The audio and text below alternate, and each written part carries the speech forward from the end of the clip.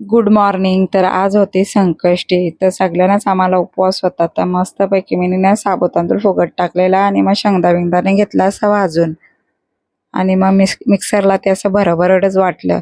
आणि मग बटाटा पण आहे ना तेलावरच शिजवून घेतला. बटाटा काय मी याचे साबुतांदळाच्या खिचडीन काय उकरू बिकरून टाकीने.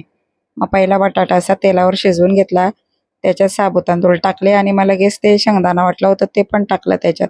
ना मग थोडीशी अशी साखर बिकर टाकली, म्हणजे खिचडी ना अशी मस्त सुटसुटीत होतं आणि मस्तच लागते. खिचडी खाली बिली आणि मग आलो क्लासला.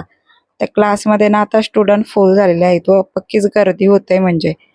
ना मग त्यांचा विंचा घेतला शिकवून का घरी आलो, का तर घरी यावाला मग राज टाईम पण होत आहे ना, नुसता दमल्यासारखा पण होतंय.